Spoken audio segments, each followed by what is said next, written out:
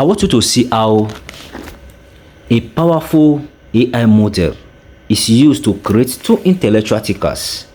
Watch it out. We used a powerful AI model to create two intellectual thinkers, an atheist Hi, I'm an atheist. and a believer in God. Hi, I'm a believer in God. We put these two thinkers in a face-to-face debate to tackle one of humanity's most challenging questions. To judge this debate, we selected 5 different AI models as referees to see which arguments they would evaluate as stronger. Join us and promise not to cheat. Don't skip ahead in the video to see the final results. The debate begins now. Does the existence of suffering and evil in the world disprove the existence of God? Yes, the existence of suffering and pain in the world is one of the strongest arguments against God's existence.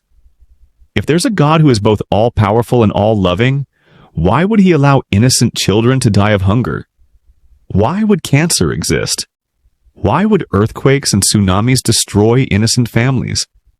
I know some people say these sufferings are to test our faith or to give us free will, but these justifications aren't logical.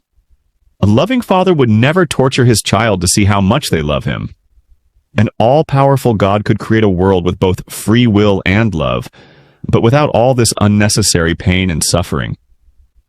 It's like if I had a lab full of mice and deliberately let them suffer and die, just to see which ones would remain loyal to me. This would be unethical, even for an ordinary human, let alone a perfect and all-loving God. We asked several large language models to score each response from 0 to 100 based on these 10 criteria. The score these models gave to the atheist's first response is as follows.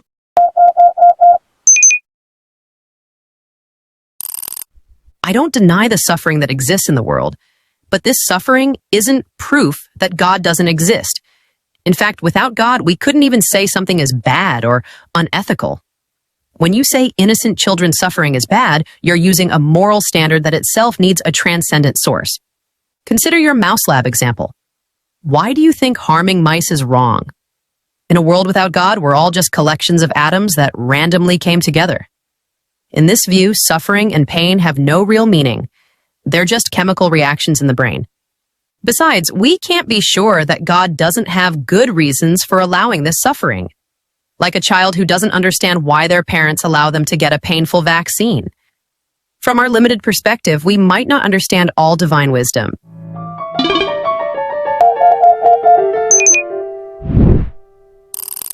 Your comparison with giving a child a vaccine is interesting, but there's an important difference. Parents know the vaccine is necessary for the child's health, and its short-term pain prevents dangerous diseases. But when a child dies of hunger, what greater good is there? Regarding ethics without God, your argument isn't logical. We can decide what's right and wrong based on the consequences and impacts of our actions on others. If an action causes unnecessary suffering to intelligent beings, that action is morally wrong. We don't need God to understand this. Also, if ethics must come from a transcendent source, how do you know that source is benevolent? Maybe that transcendent being is evil itself. This is Plato's famous question. Do the gods love good deeds because they are good, or are good deeds good because the gods love them?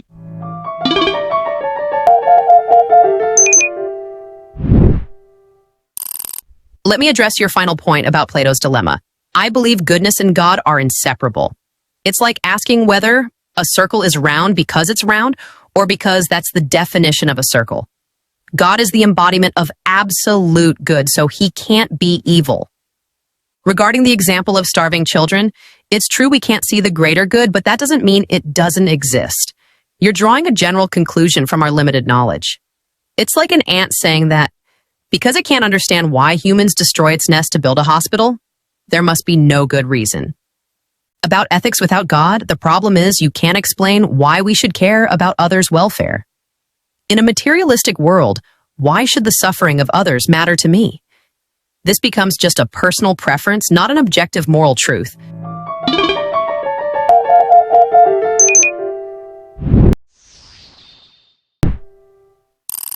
The problem with your ant comparison is that we humans, unlike ants, have the ability for moral understanding and analysis. And with this ability, we see that many of the world's sufferings are completely meaningless and unnecessary. You ask why we should care about others' welfare.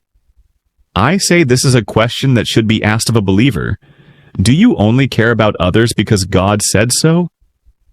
Meaning, if God said torturing children was good, would you accept it?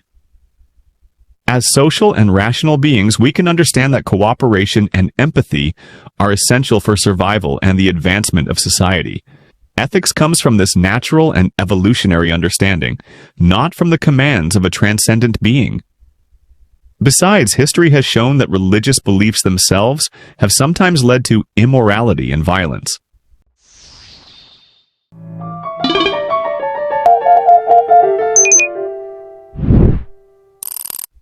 Your argument about the social and evolutionary origin of ethics has a fundamental problem.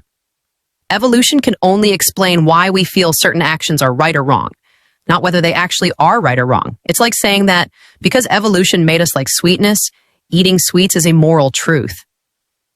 Regarding your question about torturing children, you're making an impossible assumption. It's like asking what would happen if 2 + 2 = 5. God can't say torturing children is good, because that contradicts his nature of being absolutely good. It's true that some religious people have done immoral things, but this shows they've deviated from their religious principles, not that religion itself is problematic.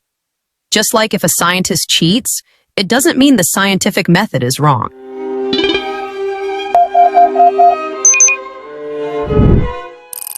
It's interesting that you say my example of child torture is an impossible assumption, because the very God you're talking about is allowing children to suffer right now. You say God can't consider torturing children as good because it contradicts his nature, but this same God allows war, famine, and disease to torture children. The 2 + 2 = 5 example isn't accurate either. Mathematics is a logical system with clear rules, but according to you, ethics depends on God's will. So you should be able to explain why God permits some suffering but not others. About evolution, it's true that our moral feelings are products of evolution, but we can examine and refine these feelings with reason and logic. Just like science begins with sensory observations but reaches objective truths through logic and experimentation.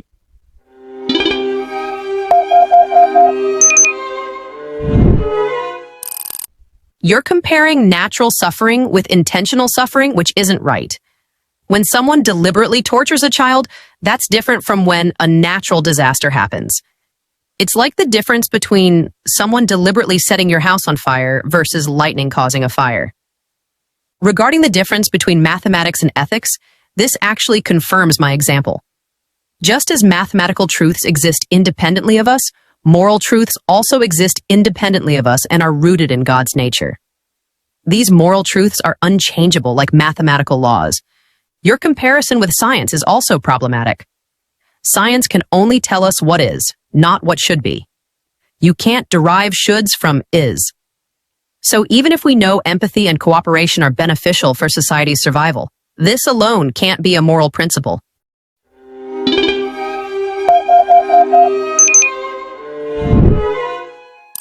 The distinction you make between natural and intentional suffering actually works against God's existence.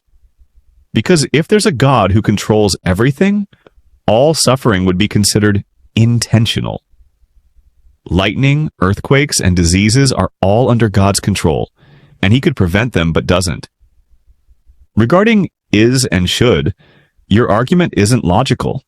We can reach ethical principles by understanding the consequences of our actions and considering common human goals, like reducing suffering and increasing welfare. It's like when we know the goal of chess, winning the game, we can understand which moves are good and which are bad.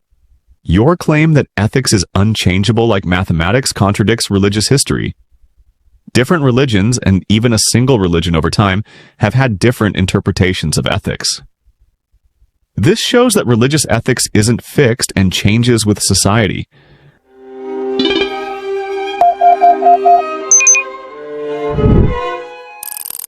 When you say God could prevent all natural disasters, you're imagining an unrealistic world. The laws of nature are essential for the world to function. For instance, the same tectonic plate movements that cause earthquakes are necessary for forming mountains and maintaining Earth's atmosphere. Your chess example is interesting, but remember that humans created the rules of chess. In a world without God, who determines the purpose of life? Why should reducing suffering be the goal? Someone might say increasing power or personal pleasure is more important. About changing religious ethics, you're confusing human interpretations of moral principles with the principles themselves. It's like saying, because our understanding of physics has changed throughout history, the laws of physics have also changed. Moral truths are constant. It's our understanding of them that evolves.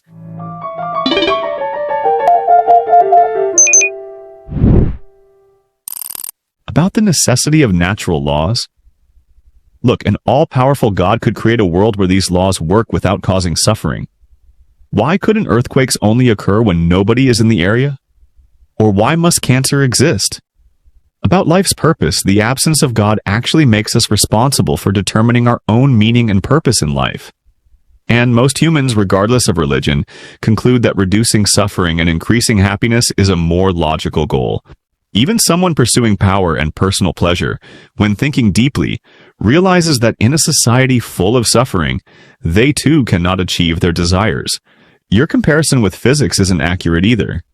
We can discover the laws of physics through experimentation and observation. But how can we discover these fixed moral truths you're talking about?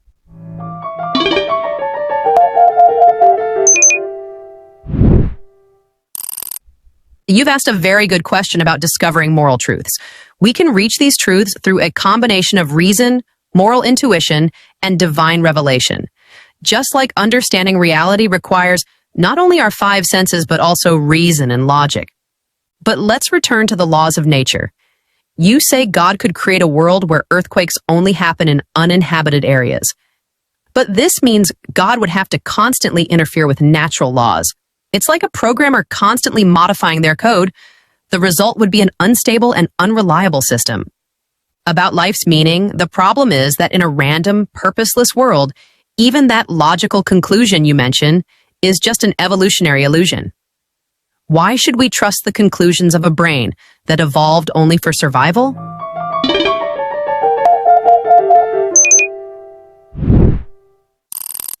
Your programming comparison is interesting, but a good programmer designs their system from the start so it doesn't need constant modification.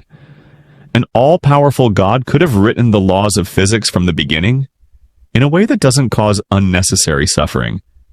You say we shouldn't trust the conclusions of an evolved brain, but this argument refutes itself, because belief in God is also a product of this brain.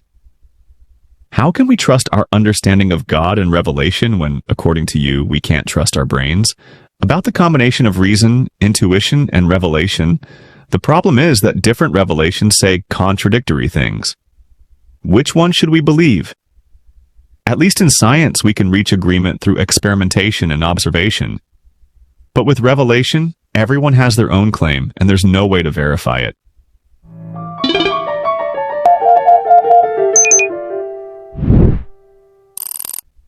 You've made a good point about contradictions between different revelations. But this problem exists in science too. Scientific theories sometimes contradict each other. The solution is to find the best explanation using reason and experience. Just as a scientist chooses the theory that provides the better explanation from among different theories, we can also choose the most logical religion from among different religions. Regarding the initial design of the world, remember that we don't know if this world isn't the best possible state. Perhaps any change in the laws of physics would have caused bigger problems. It's like telling an engineer why they didn't build a stronger bridge while not knowing that a stronger bridge might have caused other problems. And about trusting our brains, there's an important difference. If God created us, we can be confident that our reasoning ability was designed to understand truth, not just for survival.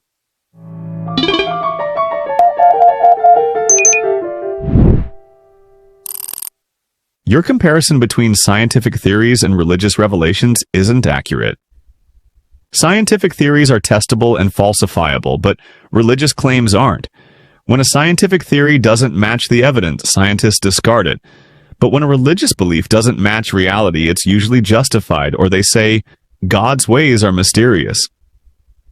Your argument about the best possible world is also problematic. You say this might be the best state, but an all-powerful God could overcome any limitation. The bridge example isn't appropriate because an engineer has physical limitations, but God doesn't. And finally, your argument about trusting reason is circular. You say because God created our reason, it's trustworthy, but how do you know God created our reason? Because your reason tells you so? This argument goes in circles.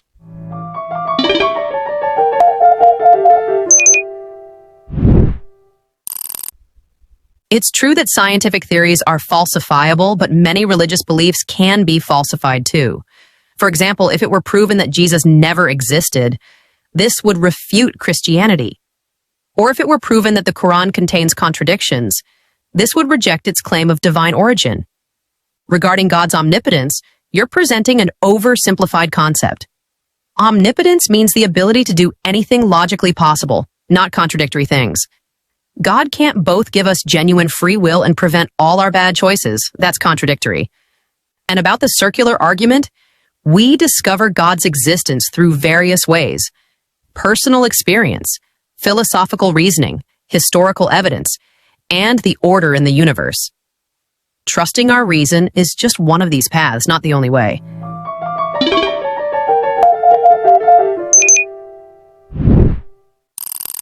The problem is that the personal experiences you mention exist in all religions.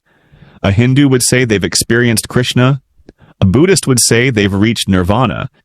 These experiences can't all be true simultaneously. Regarding falsifiability, your examples aren't accurate. Even if it were proven Jesus didn't exist, many Christians would say faith in the spiritual meaning is more important than historical reality. Or if contradictions were found in sacred texts, they'd say we need to find the correct interpretation. And finally, the order in the universe you talk about could be the product of natural processes. Darwin showed that even the most complex organisms can emerge without an intelligent designer. We no longer need to assume God's existence to explain the order in nature.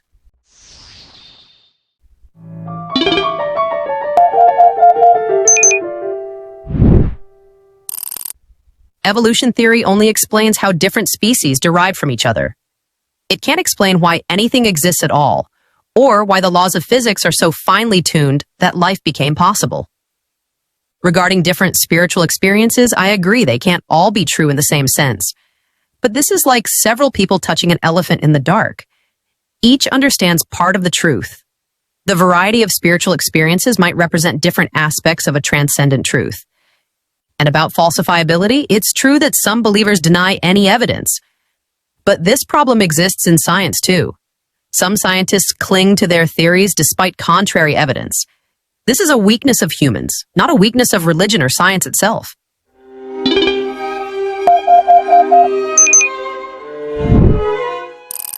Your comparison of the elephant story and religious experiences is problematic.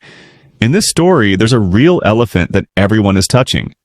But with religious claims, you first need to prove that there's actually something to touch. Regarding the fine-tuning of physical laws, there are two problems. First, we don't know how precise these settings really are. Perhaps life could form under very different conditions. Second, even if these settings are precise, the multiverse theory could explain it. Among infinite universes with different laws, we naturally exist in one where life is possible. And finally, it's true that some scientists cling to incorrect theories, but eventually the scientific community reaches consensus through evidence and experimentation. But in religion, there's no objective way to resolve disagreements.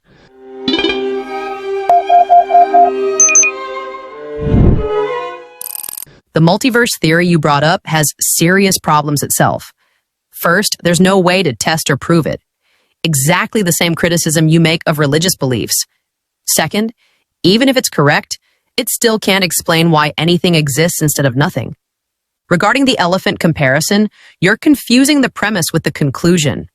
I'm not trying to prove God's existence with this example, but rather showing that the diversity of religious experiences doesn't necessarily mean they're all wrong. And about scientific consensus, Don't forget that many of today's scientific truths were once rejected by the majority of the scientific community. Consensus isn't always a sign of truth. Sometimes a minority that has reached the truth must stand against the majority.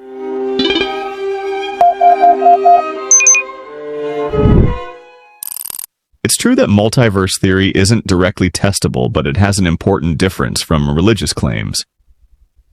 This theory follows from the physical laws we know, not from personal experiences or ancient texts. It's like when we solve Einstein's equations and arrive at black holes, even if we can't directly observe them. Regarding why is there something rather than nothing, this philosophical question exists for theism too. Why is there God instead of nothing? If you say God has always existed, we could say perhaps the universe, or multiverse, has always existed. And about scientific consensus, it's true that it's sometimes wrong. But the point is that science has a method to correct itself. Incorrect theories are discarded with new evidence. But religious beliefs typically don't change even with contrary evidence.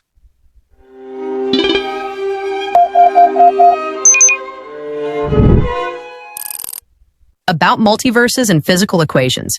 The point is that these equations only describe what exists, not why it exists. Even if we understand how a multiverse works, we still don't know why these equations and laws exist. You ask why God exists instead of nothing. The difference is that God is by definition a necessary being, meaning he cannot not exist. It's like we can't ask why 2 + 2 = 4. But the material world could not exist or could be different. And about changing beliefs, religions have actually changed throughout history too. For instance, our understanding of sacred texts has deepened with scientific progress. The difference is that in science, surface realities change. In religion, our understanding of deeper truths deepens.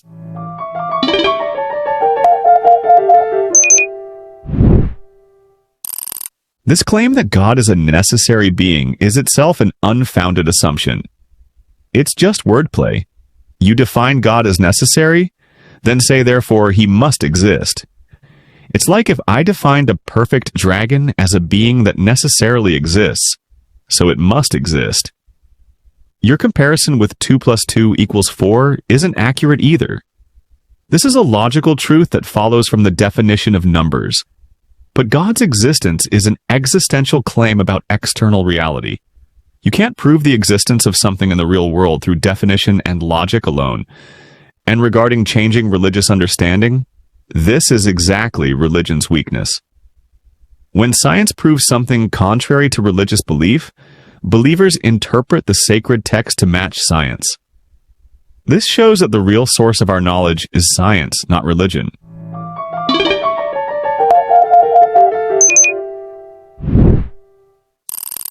Your perfect dragon example is interesting, but it has a fundamental difference from the concept of God. God, as the source of existence and first cause, logically must be necessary, otherwise we reach an infinite regression. It's like the difference between real and imaginary numbers. Real numbers are necessary by their definition, but a dragon is a contingent being. Regarding the interpretation of religious texts, this isn't necessarily a weakness. Science also interprets old theories with new data. For example, when relativity came along, our understanding of time and space completely changed. This shows that truth is more complex than our initial understanding. And finally, science can't answer all our questions. For instance, it can't tell us why we should live ethically or what meaning life has. These questions are beyond the scope of science.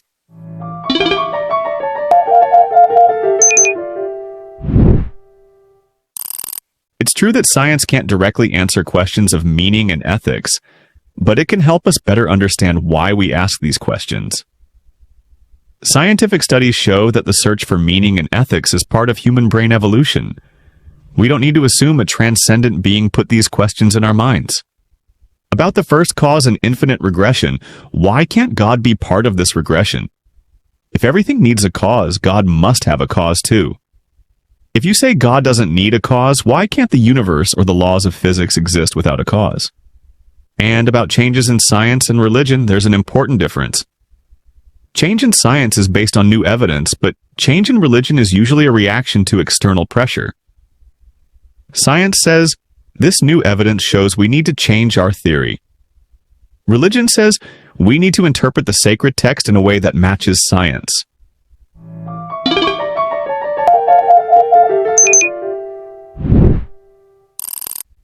The point you raised about brain evolution and the search for meaning is a double-edged sword. If our brain is a product of evolution and designed only for survival, how can we trust our scientific and logical reasoning? Perhaps belief in materialism is also just an evolutionary adaptation. Regarding the first cause, the problem is that the material world has the characteristics of a contingent being, like change, limitation, and dependence on time and space. But God, as a non-material being, doesn't have these limitations. This is like the difference between numbers and physical objects. The number 2 doesn't need a cause, but 2 apples do need a cause. And about change in religion, I agree that sometimes these changes were under external pressure. But this shows that religion can adapt itself to truth, not that it's completely wrong.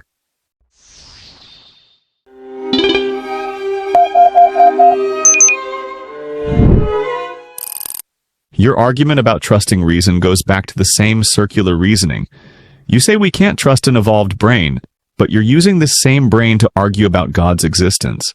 In fact, our ability to discover scientific truths and build technology shows that our reason, even if a product of evolution, can reach truth. Your comparison of God with the number 2 is also problematic. Numbers are abstract concepts, not real beings. The number 2 has no cause because it doesn't have physical existence. It's just a concept we defined. But the God you're talking about is supposed to be a real being that affects the world. And about religion adapting to truth, this precisely shows that religion follows science, not guides us toward truth. If religion really came from the creator of the universe, it shouldn't need so many changes and reinterpretations.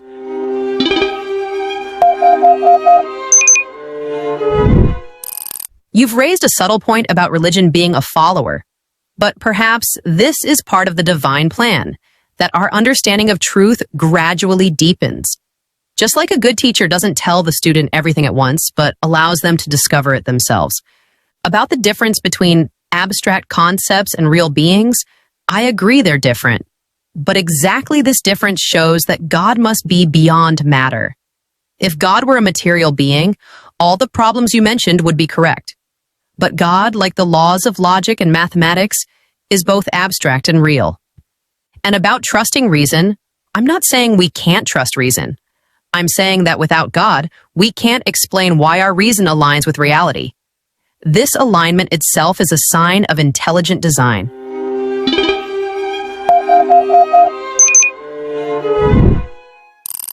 The teacher and student example can't be a good justification for changes in religion.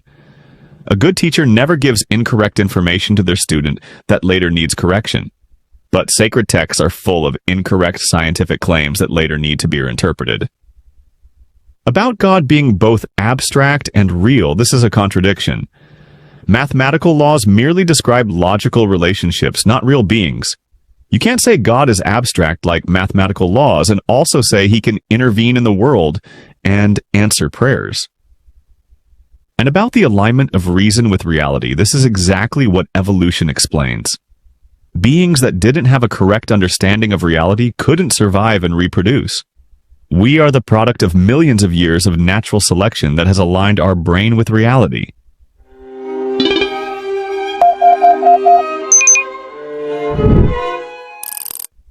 Your evolutionary explanation for the alignment of reason and reality isn't complete. Natural selection can only explain why we can understand things necessary for survival.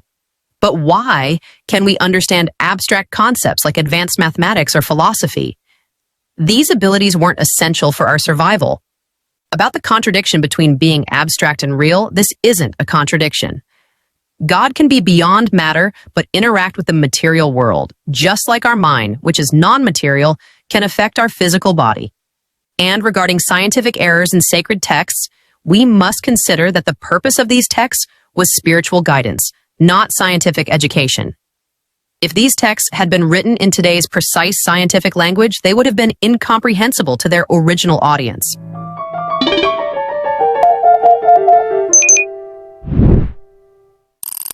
Your claim about the non-materiality of the mind is an interesting but incorrect example. Science has shown that the mind is a product of brain activity. When the brain is damaged, the mind is also damaged. This shows that the mind is not separate from matter. Regarding abstract abilities like mathematics, these capabilities are byproducts of our complex brain evolution. A brain that evolved to solve survival problems can develop these abilities as a secondary function, just like wings first evolved for temperature regulation and were later used for flight. And about sacred texts, if they really came from the creator of the universe, they could have expressed scientific truths in simple language. For example, instead of saying the earth is flat, they could have said the earth is round.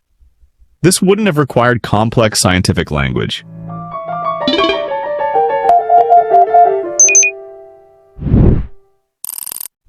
The evolution of mental capabilities has an important difference from the evolution of wings. Wings show a gradual change from one physical function to another physical function. But the gap between simple physical understanding and understanding abstract concepts like mathematics and philosophy is much larger. Regarding the relationship between brain and mind, it's true that brain damage affects the mind, but this doesn't necessarily show that the mind is the same as the brain. It's like how antenna damage affects television quality, but this doesn't mean the television image is the antenna. And about sacred texts, imagine if God had said the earth is round. People of that time who only saw the flat surface of the earth would probably have rejected this statement and ignored the entire spiritual message of the text. Sometimes even simple truth needs an appropriate cultural context.